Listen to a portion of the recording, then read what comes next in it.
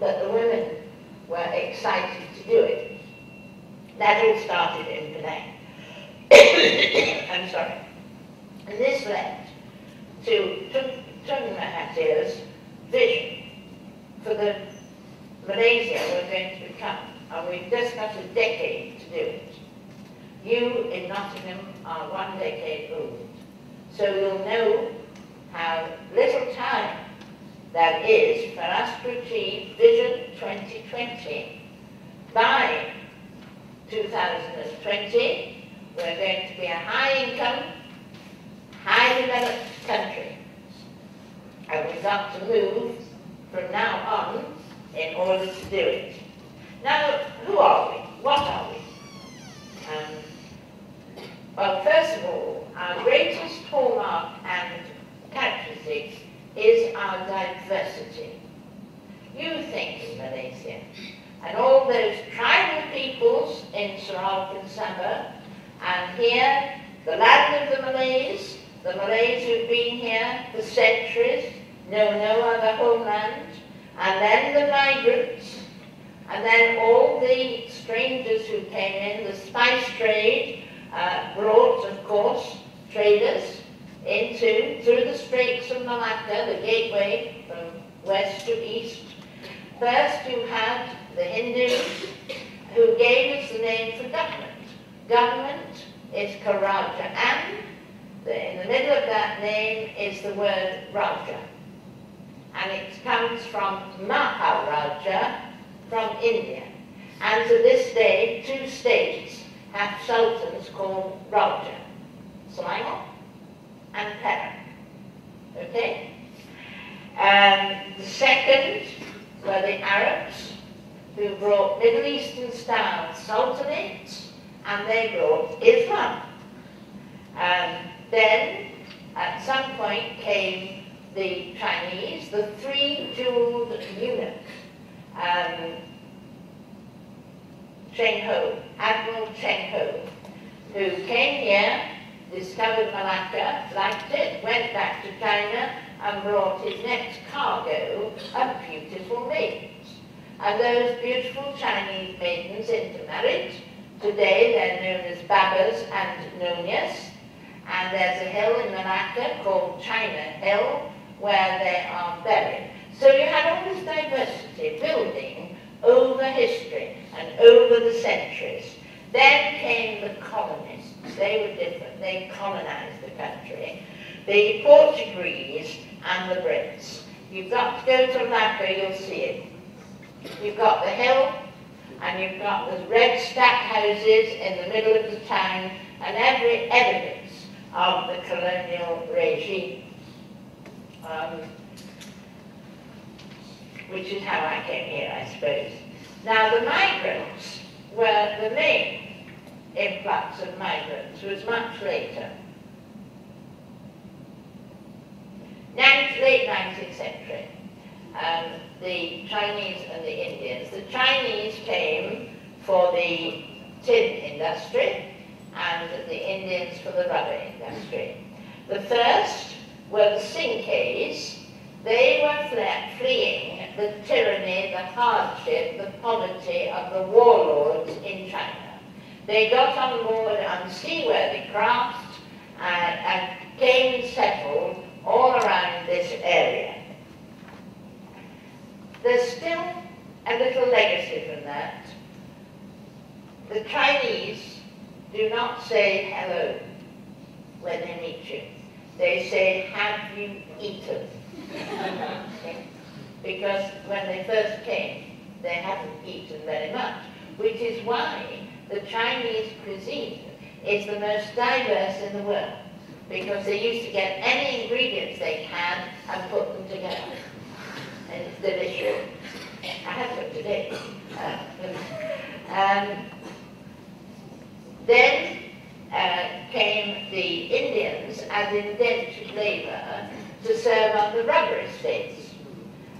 Isolated, they didn't meet the rest of the Malaysians, and they couldn't escape the poverty trap except through education, which is why Indians do value education.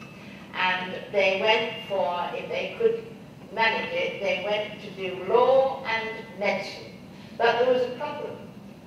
When they qualified, they could not get jobs in the corporate sector. I can testify, I was in Shell. And the reason was that on the rubber estates, they formed the biggest workforce in the country. So they formed the first trade unionists. And the first ministers of labour were Indian. So they were labelled troublemakers. And however highly qualified, they couldn't get a job. So they put up their shingle and went into private practice, which is why you have a far greater proportion of doctors and lawyers who are Indian in relation to their percentage in the population. Not a very happy period in our life, I might say. We also took a different path. In all the countries around us, you see, Australia is based on migrants, America is based on migrants, Southeast Asia is a haven for migrants. But in those countries, they assimilated. So you get the Greek grandfather in America, speaks Greek, and speaks Greek, and eats Greek food to his dying day. But it takes 2 generations. His grandson is an all-American kid. He's been assimilated. The Chinese in Indonesia were assimilated. They're disguised Chinese, but nevertheless they take Indonesian names, and they become Muslim, etc. Here, we did not assimilate. We chose integration. Much more difficult. But what it meant was we honoured and respected the customs and traditions of each community and allowed each separate community to have their own language, their own schools, their own education, their traditions, their cultures, their customs. That's why we are still a very diverse community. And the outside world would probably think that it would be dangerous, but not so. It's true that if you ask a Malay who he is, he'll say, I'm a subject of Johor. I'm a subject of the ruler of Johor. But if you ask an Indian or a Chinese, he's likely to say, I'm a Malaysian Chinese, or I'm a Malaysian Indian. He qualifies it. But it's better than Obama. If you ask Obama, he says he's an Afro-American. He puts race first, country second. We say Malaysian Indian, country first, race second. But the day will come when we all just say we're Malaysian. However, the migrants now are fully committed to this country. I have a dear friend called Dr. Tarcisius Chin, and when the Iron Curtain lifted, he paid the ritual prescribed visit to his ancestral village in China. And when he came back, he said, Paddie, they look like me, they talk like me, but they don't think like me and they don't speak like me. Right? They don't think like me and they don't feel like me. I feel like a Malaysian. And I think that is true of most of the, I should say, not migrants anymore, those who have a migrant origin. Okay. What about those in the land of the Malays? Because the irony was that although they were the indigenous people, they were the most marginalized. They were the poorest. Now that is an irony, that it's your country and you are the poorest. So we got the affirmative action program. And we got it after the '69 riots because it was held that the racial clashes were because of the difference between the races economically. And they introduced the MEP. It's not a law, it's a guideline. We don't like that letter law. So it's just a guideline, and it aims at a formula of the corporate wealth being over 20 years becoming 30% Bowie, 40% Chinese or non-Malay, and 30% foreign. Notice that the largest share was allocated to the non-Bumiputra in recognition of the Chinese mainly and their economic strength.